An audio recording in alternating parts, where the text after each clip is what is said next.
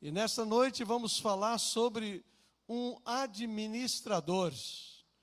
Se olharmos bem esta parábola, ele é conhecido por alguns como um administrador desonesto. Mas há outros que o acham um administrador prudente, astuto, competente. O fato é que, independente do que pensam sobre ele foi elogiado por Jesus.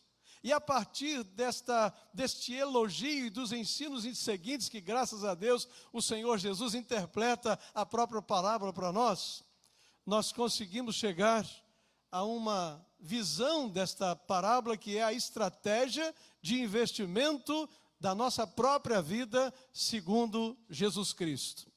Quero que você acompanhe a leitura desta parábola, pode ser também através da sua Bíblia, do seu recurso eletrônico, em Lucas 16, os versículos de 1 a 13. Quero que você enfatize bem comigo o verso 11.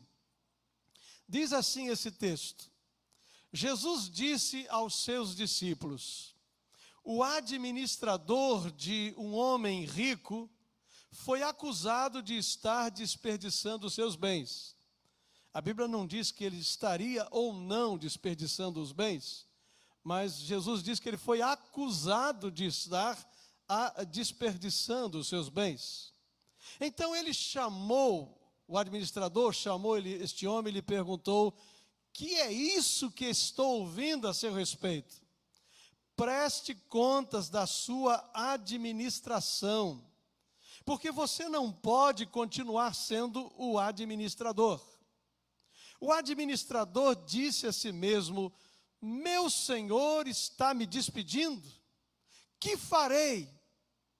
E aí ele está num diálogo pessoal, ele diz: para cavar não tenho força, e eu tenho vergonha de mendigar. Já sei o que eu vou fazer para que, quando perder o meu emprego aqui, as pessoas me recebam em suas casas. Então chamou cada um dos devedores do seu senhor, perguntou ao primeiro: quanto você deve ao meu senhor? Ele respondeu: 100 potes de azeite. O administrador lhe disse: tome a sua conta, sente-se depressa e escreva 50. A seguir ele perguntou ao segundo: e quanto você deve? 100 tonéis de trigo, respondeu ele. Ele lhe disse: tome a sua conta e escreva 80. O Senhor elogiou o administrador desonesto porque agiu astutamente ou agiu prudentemente. Pois os filhos deste mundo são mais astutos no trato entre si do que os filhos da luz. Por isso eu lhes digo: usem a riqueza deste mundo ímpio para ganhar amigos, de forma que quando ela acabar, estes os recebam nas moradas eternas. Quem é fiel no pouco, também é fiel no muito. E quem é desonesto no pouco, também é desonesto no muito. Assim, se vocês não forem dignos de confiança em lidar com as riquezas do mundo ímpio, quem lhes confiará as verdadeiras riquezas? E se vocês não forem dignos de confiança em relação ao que é dos outros, quem lhes dará o que é de vocês? Nenhum servo pode servir a 2 senhores, pois odiará um e amará o outro, ou se dedicará a um e desprezará o outro. Vocês não podem servir a Deus e ao dinheiro. O verso 11 diz, pois, noutra versão: se nas riquezas injustas, no texto que eu li diz: se nas riquezas deste mundo ímpio, porém a versão outra diz: se nas riquezas injustas não fostes fiéis, quem vos confiará as verdadeiras? Você deseja que Deus lhe fale essa noite? Então feche os seus olhos. Ó Deus, esta história, esta parábola foi contada pelo Senhor mesmo. E nós precisamos aprender o que o Senhor quer nos dizer através dela. Certamente ela está registrada porque ela tem lições preciosas. Ajuda-nos nesta noite a entender os teus propósitos neste texto. E aqueles ensinos que nos serão úteis ao longo da nossa vida, para que vivamos o melhor do que o Senhor nos tem dado para a tua glória e honra. Em nome de Jesus. Amém. Que Deus nos abençoe. Veremos hoje nesta parábola que nós estamos tratando de dois temas correlatos, um num sentido mais material, que é a riqueza ou os bens, mas podemos ampliar a visão olhando para esse texto no sentido de que a vida nos é dada como um presente de Deus. É claro que o assunto, quando se trata de finanças, de dinheiro, há uma rejeição natural nos auditórios, devido a tantos ensinos equivocados, uma forma errada de se lidar com o assunto. Mas se nós formos ler os textos de Jesus, os evangelhos, por exemplo, de Mateus, de Marcos e Lucas, nós vamos ver que em cada pedaço de textos a gente vai ter assim uma porção enorme, ou seja, de cada 6 versículos destes evangelhos, Mateus, Marcos, Lucas, de cada 6 versículos, um deles trata de um assunto relacionado a bens, a dinheiro, a recursos materiais. Ou seja, Jesus falou muito mais sobre dinheiro do que sobre o céu ou sobre o inferno, por exemplo. Isso é intrigante para nós. A minha única explicação é que Deus nos conhece. Deus conhece os seres humanos. E porque me conhece, porque te conhece, porque conhece os seres que Ele criou, então esse assunto, ele está perpassando, permeia a nossa vida, quer queiramos ou não. Estatísticas dão conta de que 56% dos casais que se divorciam têm como causa básica a questão econômica, a questão financeira. O fato é que quantos de nós já demos conta de que, se não administrarmos bem a nossa vida e os recursos que Deus nos dá, quem fará isso por nós? Algumas vezes há quem fique esperando que o outro faça por ele. Ainda hoje eu estava olhando uma reportagem e havia uma entrevista com pessoas orientando como é que as pessoas deveriam agir ou reagir à luz da nova proposta de previdência, em como se organizarem melhor para os seus dias vindouros, para os seus dias de velhice. Como poderiam estarem mais organizados, e cada um dava ali a sua opinião. Ou seja, é algo muito interessante. Uma leitura e uma interpretação assim meio que descuidada desse texto dá-nos a impressão, e eu falava isso, né, João, com você, dá-nos a impressão que ser desonesto vale a pena. A primeira impressão é, esse indivíduo engana o patrão dele, ainda é elogiado. Será mesmo esse o ensino da parábola? Eu não quero crer de maneira nenhuma que seja esse. Ou seja, em nenhum lugar a Bíblia vai apoiar qualquer iniciativa de desonestidade. O meu Deus, o Espírito Santo, nosso Senhor Jesus, jamais iria nos incentivar a sermos desonestos com quem quer que seja, nem conosco mesmo, nem com os outros, nem com as pessoas que nos pagam os nossos salários. Jamais isso seria o ensino da Bíblia. Então, o que é que está por trás desse ensino? Eu diria que a chave para entender esta parábola está no verso 8. Olhem bem esse verso, ele também vai ser projetado, se eu não estou enganado, onde diz assim: o Senhor elogiou o administrador desonesto, porque agiu astutamente. Não elogia o ato em si, mas a sua habilidade. E ele diz: pois os filhos deste mundo são mais astutos no trato entre si do que os filhos da luz. Ou seja, a grande lição que a gente tem aqui é que nós precisamos aprender uma estratégia e não os valores dessa pessoa. Os valores da pessoa podem estar equivocados, mas a estratégia dele de agir é uma estratégia positiva.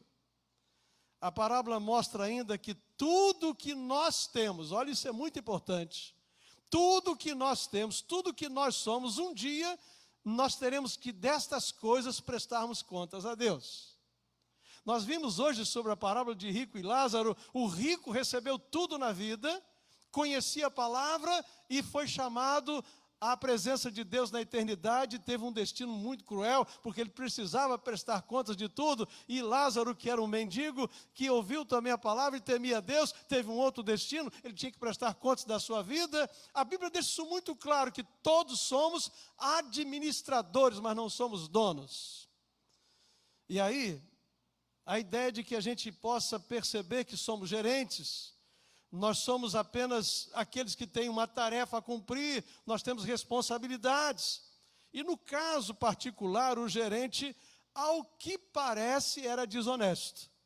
Não fica muito claro, ele foi acusado, mas não quer dizer que foi provada a sua desonestidade. Há quem interprete que havia uma margem na lei que os fariseus conheciam bem, e esta parábola é dita para os fariseus, de que as pessoas podiam ter uns juros de X até X%, ou seja, digamos entre 1 e 10%, ou mais do que isso, ou o valor aqui não importa, mas podia ter uma margem menor ou uma margem maior nos seus contratos de dívidas. E pode ser que aquele patrão, no desejo de ganhar muito, tenha colocado uma taxa exorbitante para cobrar do seu devedor.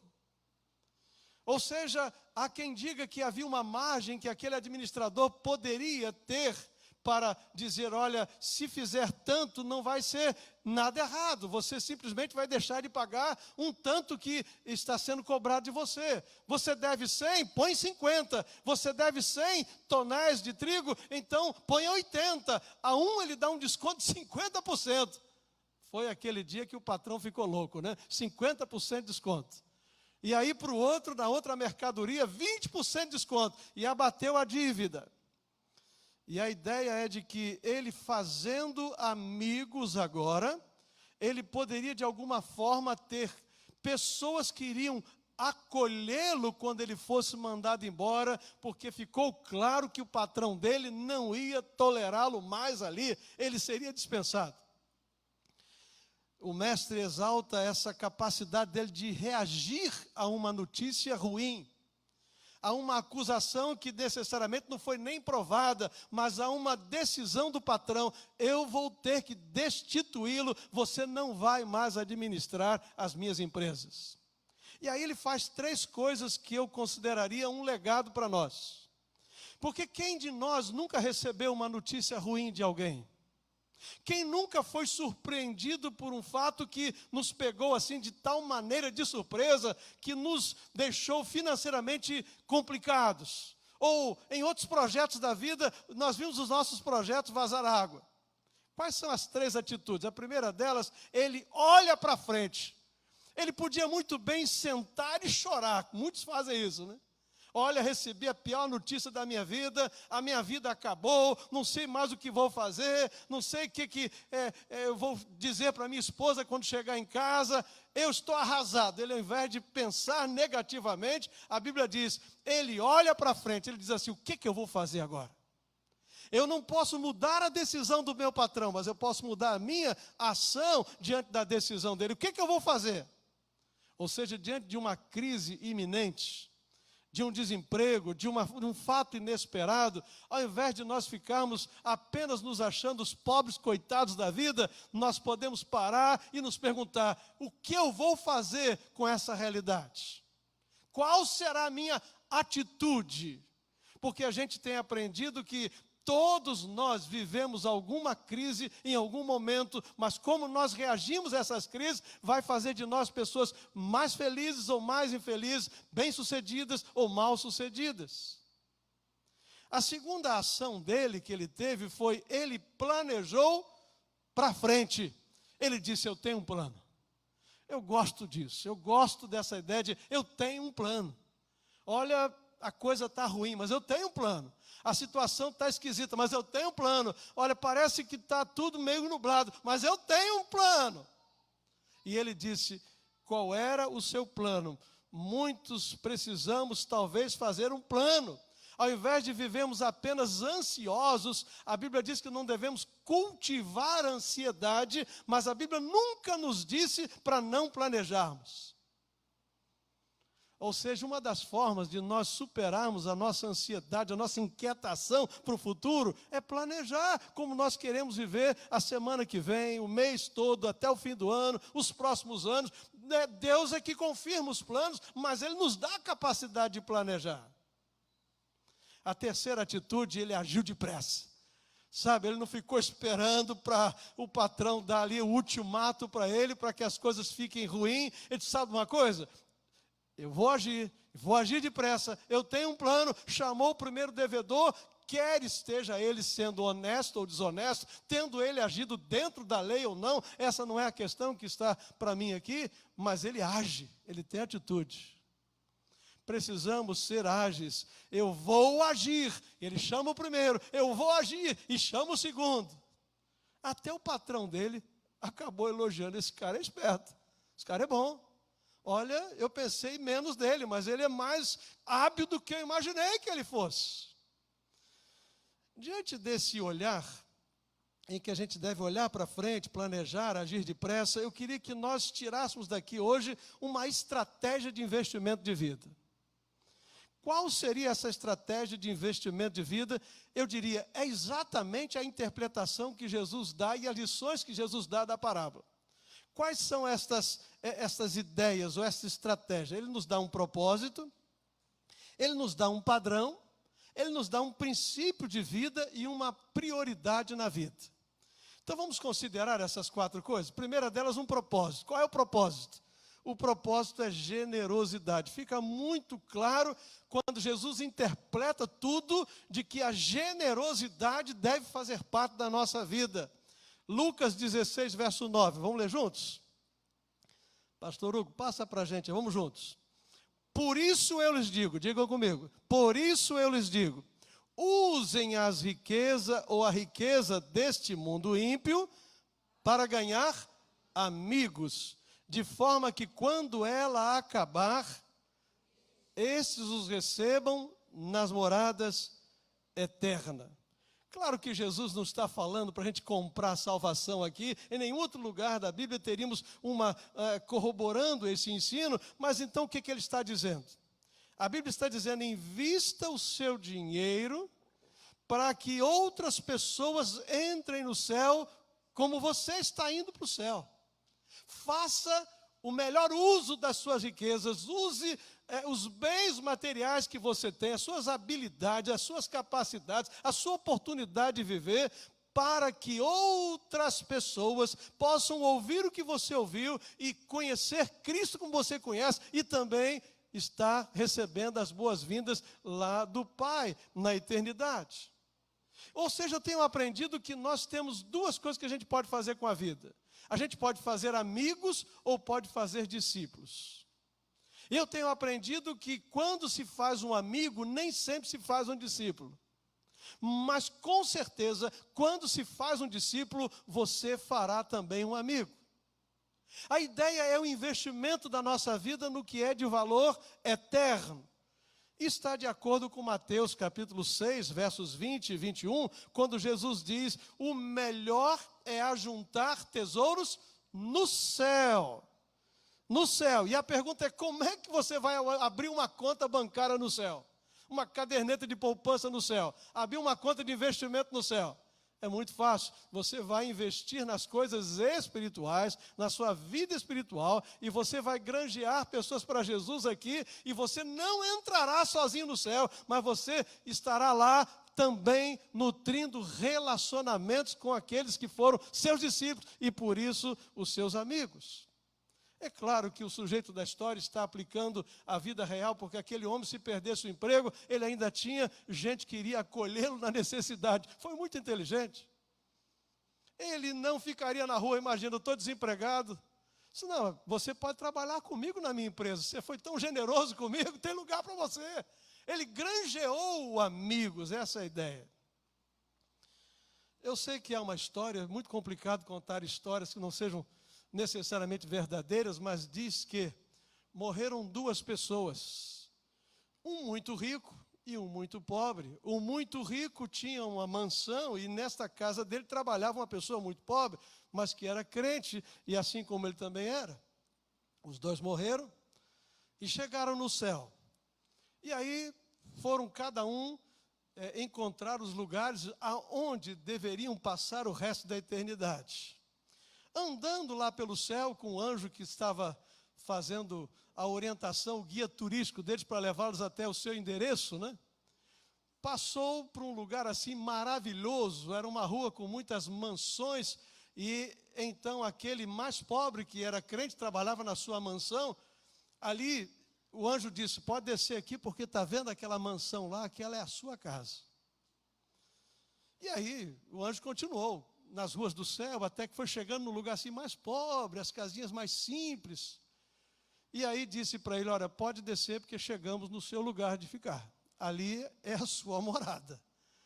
Aí ele ficou aborrecido, disse, olha, deve ter havido alguma troca, porque eu acho que essa devia ser a casa dele, e a outra devia ser a minha. E naquela crise o anjo disse, olha, aqui a gente não se equivoca não. Pode estar tranquilo que a gente faz as casas de acordo com os materiais que mandam lá da terra para a gente. Ou seja, é uma história, com certeza, não deve ser assim, né? O céu deve ser tão bom que não tenha lugar ruim no céu. Mas a verdade é que o texto está dizendo que o melhor investimento da minha vida e dos meus recursos é quando eu invisto com uma perspectiva eterna, porque eu estarei trabalhando não só para que a minha vida seja abençoada, mas para que outras vidas sejam abençoadas. Então há um propósito nessa história. Nós precisamos aprender a viver de maneira generosa com as coisas de Deus. Você concorda comigo? Amém por isso? A segunda coisa que eu aprendo é que há um padrão de conduta, um padrão. O padrão é fidelidade. Seguindo a parábola, no verso 10, Jesus diz, leiam comigo, quem é fiel no pouco, também é fiel no muito. E quem é desonesto no pouco, também é desonesto no muito. Ou seja, fica muito claro que Deus estabelece um padrão de conduta, fidelidade. Ou nós somos fiéis ou nós somos infiéis. Não tem mais ou menos aqui, não tem meio termo. Se ganhamos pouco e administramos bem o pouco, certamente ganharemos mais e seremos muito abençoados no mais, porque temos capacidade de administrar o mais. Nós não precisamos pular etapa. Aquele que é confiável no pouco, é confiável no muito. Deus está dizendo que isso é a estratégia dele de lidar com a gente. Naturalmente que nem todo crente chegará a ser rico, milionário. Não é disso que se trata, mas se trata de uma convicção de que Deus estará fazendo parte da minha vida, eu estarei sendo parceiro de Deus, porque Deus é parceiro da minha vida. Ou seja, eu ganho pouco, eu sou fiel naquilo que é pouco, eu ganho muito, eu não terei dificuldade de ser fiel no muito. Agora, quando alguém diz assim, quando eu conseguir aquele dinheiro especial, já ouviu alguém falando isso? Quando eu alcançar aquele prêmio, quando eu ganhar aquela promoção, olha, aí eu vou ser fiel a Deus. Sabe o que eu penso? Ou você está brincando, ou Deus está brincando. Como Deus não está brincando, somos nós.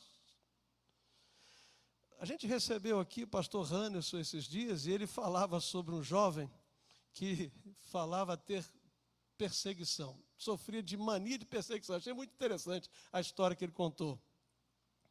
Porque o jovem arranjou seu primeiro emprego, não passou muitos dias, foi demitido, disse, olha, não sei o que acontece, mas acho que esse pessoal anda me perseguindo. Vai ver que é porque eu sou crente.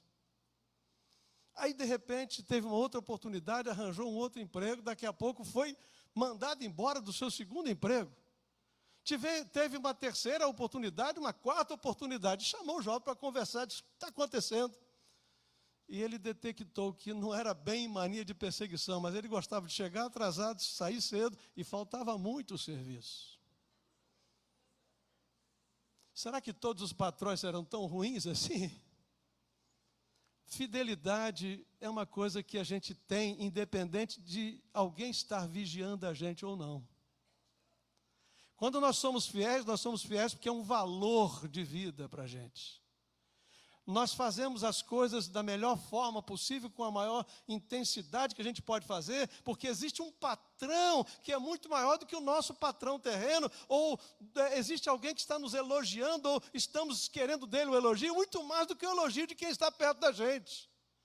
A nossa relação é com Deus, nosso compromisso é com Deus, o padrão de comportamento para quem quer viver bem a sua vida, ter uma boa estratégia de vida, é o padrão da fidelidade. Terceiro aprendizado é que existe um princípio. Então, nós temos claramente aí que existe um propósito, vivermos de maneira generosa. Existe aí um princípio, vivermos de forma fiel. E existe um princípio da reciprocidade, que se aplica nos relacionamentos interpessoais. Ou seja, tem pessoas que querem ter amigos, mas não querem fazer amigos. Pessoas que querem receber um abraço, mas não são capazes de dar um abraço. Pessoas que querem receber cuidados nos tempos difíceis, mas nunca cuidou de ninguém em tempos difíceis. Pessoas que gostam de receber um elogio, mas nunca elogiaram ninguém. E aí Jesus diz, verso 11, leia comigo. Assim, leiam comigo, assim que se você não for fiel, dirigindo riqueza mundana, quem confiará em você com verdadeiras riquezas? Há um princípio de semeadura e de colheita. O que eu faço com o meu dinheiro determina o quanto Deus vai ou não abençoar a minha vida, porque eu não posso colher o que eu não planto. Ou seja, a vida cristã necessariamente é de mão dupla.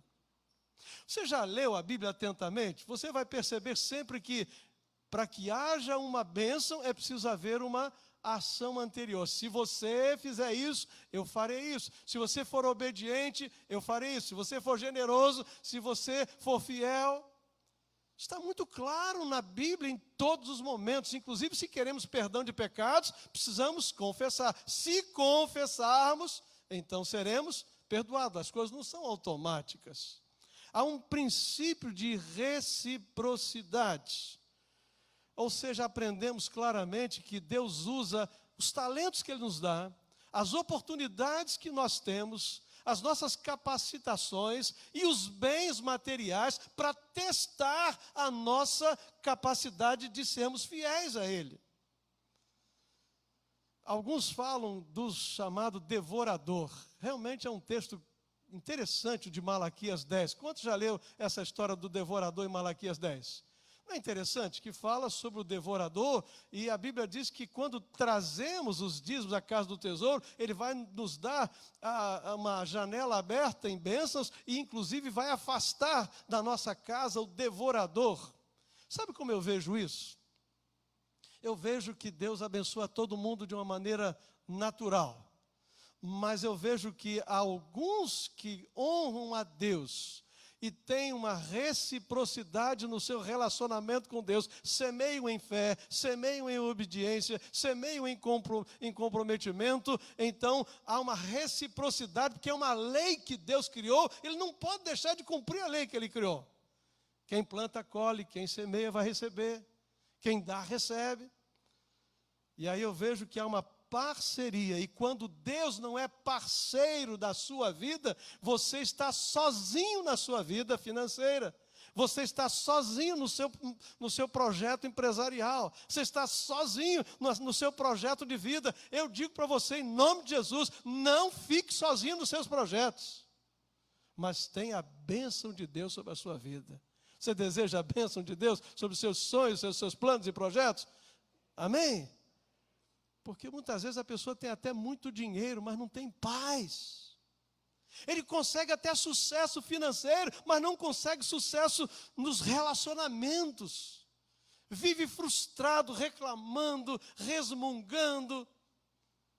Muitas vezes até sozinho, porque perdeu seus referenciais de vida, porque faltou uma parceria na sua vida. Não é um negócio financeiro. mas há uma relação direta com o que eu faço com o meu dinheiro e o meu relacionamento com Deus. Porque se eu creio em Deus para minha salvação, por que não crer em Deus na minha manutenção?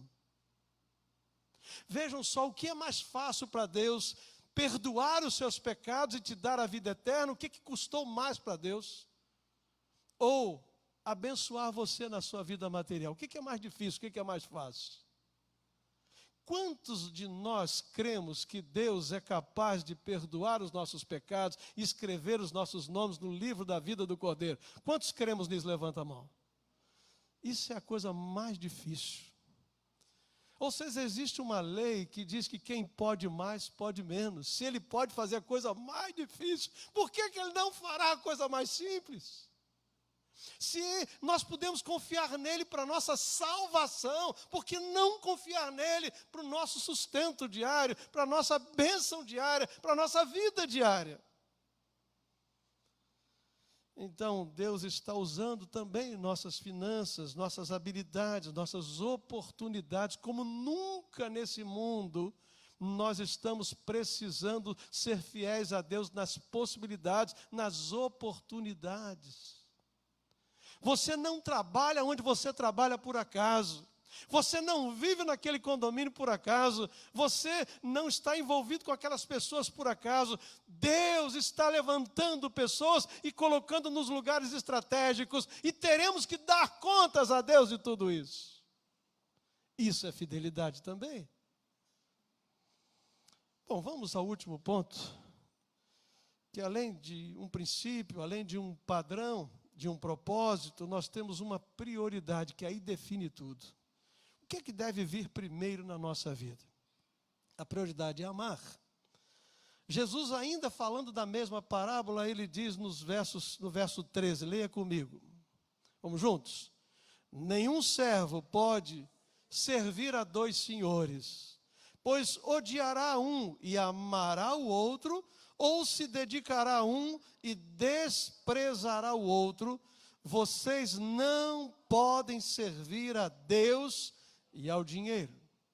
Por que Jesus chega nesse momento desta parábola para dizer isto para nós? Dizer isto àquele auditório? Porque a grande questão eram religiosos gananciosos. Os fariseus estavam querendo ganhar mais, possuir mais e até comprar com isso a benevolência dos céus com as suas ações religiosas. E ele diz, olha, não é bem isso, vocês estão confundindo as coisas. Não tem como servir a Deus e aos bens, servir a Deus e às coisas materiais. Ou seja, não se pode ter dois deuses na vida, ou um ou o outro. E meus irmãos, isso é fundamental no cristianismo. Não se pode ter dois deuses. O nosso Deus não vai conviver com outro Deus na minha vida e na sua vida. Ou ele é o primeiro, ou ele não é o meu Deus. Ou ele está na frente, ele é o Deus que eu sirvo, ou então ele não está sendo servido, porque ele não divide a sua glória com ninguém. Então o maior desafio que temos na nossa vida é agradar um líder e não dois, porque quem tenta agradar dois se frustra, tem úlcera, dorme mal à noite, tem problemas sérios de nervo, tem ansiedades crônicas, depressões, porque aqui o que está se falando é de fé, de amor e de obediência. Qual é o primeiro maior mandamento de todos os mandamentos? Amarás ao Senhor teu Deus. Aí vem o café, né, com todo o seu corpo, com toda a sua alma, com todas as suas forças e com todo o seu entendimento. Você gosta de um café? Então guarde isso, né? Amarás ao Senhor teu Deus com todo o seu corpo, com toda a sua alma, com todas as suas forças e de todo o seu entendimento. E aí vem o próximo mandamento, que é semelhante a esse, diz lá nos 10 mandamentos.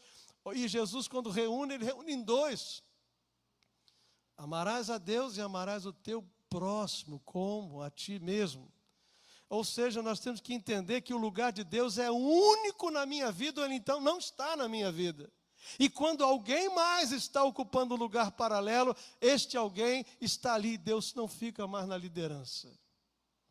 E a segunda grande lição é que Deus existe para ser amado e não para ser usado. A religião, muitas vezes, tem feito de Deus apenas alguém que cumpre ordens dos seus seguidores ou admiradores. Há uma ideia de que a gente pode dar ordens para Deus, que a gente pode dizer, Deus, faz assim, faz desse jeito, e a gente então faz pirraça para Deus fazer o que a gente quer. Aí quando Ele faz o que a gente quer, a gente fica sorridente para Deus. Não é assim que funciona. Não é Ele quem é dirigido por nós, somos nós quem somos dirigidos por Deus. Isso é fundamental na nossa vida. Então eu não utilizo Deus, mas eu sirvo a Deus. Ele não é para mim alguém que faz o que eu quero, mas eu sou alguém que vou fazer o que Ele quer. Isso é uma mudança total. Jesus disse, vocês estão brincando de religião, vocês estão pensando que vão conseguir as coisas de Deus porque são religiosos. Fala isso para fariseus. Olha, vocês não estão enganando a ninguém. Vocês estão enganando a vocês mesmos. Vocês estão mentindo para vocês. A religiosidade de vocês é pecaminosa, é idólatra, é voltada para vocês mesmos. Decidam. Vocês precisam estabelecer uma prioridade. E a prioridade deve ser amar a Deus sobre todas as coisas. Eu quero fechar essa noite. Eu vejo que aquele homem me deixa um legado, né? Bateu a crise, não fica resmungando, não. O que eu vou fazer? Sabe, algumas vezes a gente tem a ideia de dizer assim, eu estou cheio de problemas. Aí você fala, então começa a escrever os seus problemas. Aí dá uma folha de papel para quem está cheio de problemas. Ele consegue escrever uma linha, depois ele se esforça 2 linhas, depois ele se esforça mais um pouquinho, umas 3 linhas. Se conseguir muito, vai achar uns 7, 8. Quando está muito cheio de problemas, acha 10. Aí a gente pergunta assim, vamos começar a resolver então o primeiro? Qual é o primeiro mais importante? Você tem mais urgência, esse aqui, vamos lá. E esse aqui, esse daqui. Daqui a pouco você vai ver que não é tão cheio de problema assim como você imaginou. O homem disse, olha, o que eu vou fazer? Eu tenho um plano, eu vou agir rápido. E aí nós temos a partir disso essa estratégia de investimento de Deus. A pergunta é, se formos fiéis nas coisas materiais, Deus nos confiará também as coisas espirituais. Mas e se não formos fiéis nas coisas materiais, quem nos confiará as coisas eternas? Isso envolve um propósito. Nós fomos criados com um propósito muito claro. Deus nos deu um padrão de conduta. Deus nos deu um princípio. E Deus está nos abençoando, claramente, segundo esse texto, com uma prioridade: amá-lo acima de todas as coisas. Eu não sei quanto tempo eu tenho de vida. Eu não gosto nem de parar mais para fazer contas. Quando eu era mais novinho, eu fazia contas. Assim, eu acho que eu vou chegar a tanto.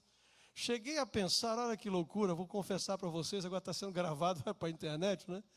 Que eu achava assim, quando eu chegar a uns 70, 80, assim, eu já vou estar bem satisfeito. Mas eu já penso que 100 estaria bom. Eu já começo a ampliar esse prazo, pedindo prorrogação, né, segundo tempo. Né? Vocês já chegaram na minha idade também? Já começaram a fazer essas continhas? Pela regra, né? Depois que chega aos 50, a gente não passar de 100 já é um negócio de doido, né? Então já passei da metade. Eu peço a Deus para viver bem os meus próximos anos de vida. Ou seja, eu vou trabalhar com a minha próxima década, porque ano que vem eu já ponho já o selinho no meu carro lá de idoso. Já vou chegar no shopping e vou sair inteirão lá dizendo que aí pode olhar meus documentos, está aqui, né? 60, né? Mas eu quero viver bem a minha próxima década. Essa vai ser a minha próxima década. Se eu vou viver a outra, Deus sabe. O fato é que a gente precisa buscar qualidade de vida, buscar o melhor de Deus para a gente. Eu vejo claro aí uma estratégia de uma boa qualidade de vida.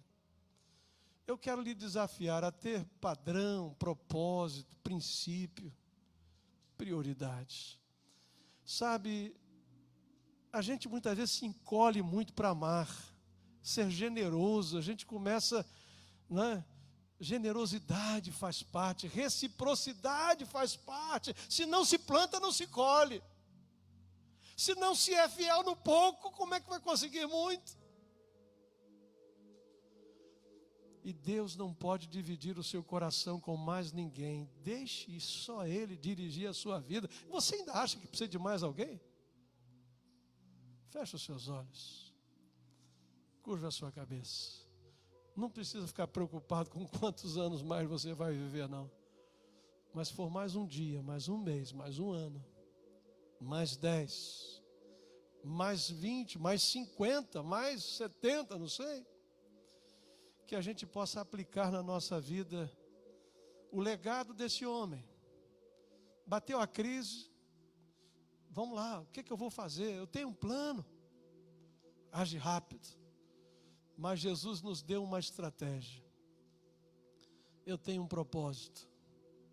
Eu tenho um princípio que eu não posso abrir mão dele. Eu vou ser fiel a Deus, custe o que custar. Eu tenho um padrão, a reciprocidade faz parte da vida.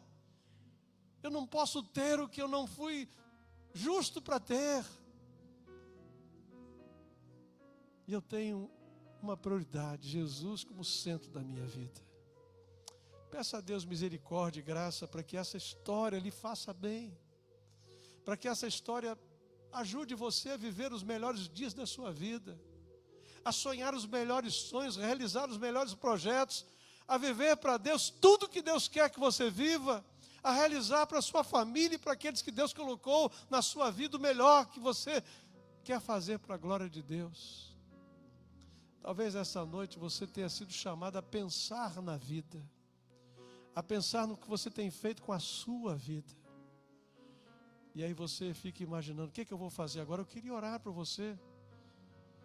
Para que Deus lhe desse direção, para que Deus lhe desse firmeza. Pare de empurrar a vida cristã com a barriga. Pare de viver uma religiosidade sem comprometimento. Ande mais perto de Deus, vá mais fundo no seu relacionamento com Deus. Talvez você precise que eu ore por você, porque essas coisas são muito sérias. Você vai levantar a sua mão e depois vai abaixar no seu lugar e vai dizer, pastor, olha, Deus hoje me chamou profundamente a rever alguns conceitos da minha vida. Ore por mim, levante a sua mão lá. Deus abençoe, Deus abençoe, Deus abençoe. Vá no seu lugar, Deus abençoe, Deus abençoe, Deus abençoe, Deus abençoe, Deus abençoe. A palavra tem que vir para produzir vida na nossa vida, sentido na nossa vida. Alguém aqui nesse lugar que está afastado de Deus ou de uma igreja e precisa refazer o seu comprometimento com Deus nessa noite, ou nunca entregou-se a Jesus e quer priorizar Deus entregando sua vida à liderança de Jesus, quer que eu ore por você? Alguém assim, levante a sua mão. Só levantar e abaixar. Alguém assim? Glória a Deus, somos todos de Jesus. Vamos ficar em pé para nós orarmos. O Ministério de Louvor já vai estar vindo aqui para cantar. São dias de reflexões. Eu confesso que pregar nestas parábolas, eu dizia ao meu amigo pastor Marcos, tem sido desafiador. E ainda tem mais coisas por aí, viu? Tem coisas sérias, desafiadoras demais, que a gente precisa pedir a Deus misericórdia. Só quando a gente chegar naquele capítulo das coisas perdidas, já imaginou? Ainda tem coisa demais para a gente pensar, não tem? Da ovelha perdida, da moeda perdida, do filho perdido. Quanta coisa Deus quer nos falar. A Bíblia continua viva, poderosa, nos ajudando a pensar na vida.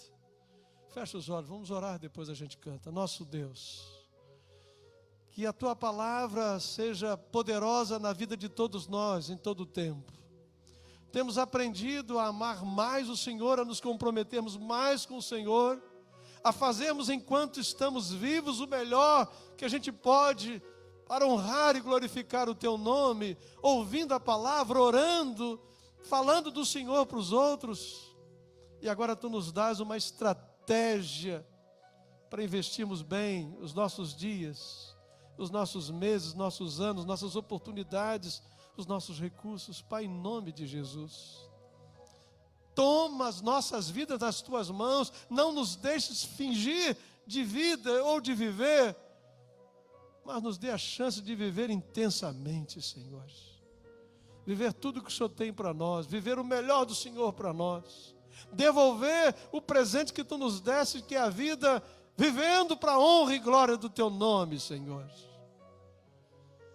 Muito obrigado por esta noite preciosa que Tu nos dás, em nome de Jesus. Amém.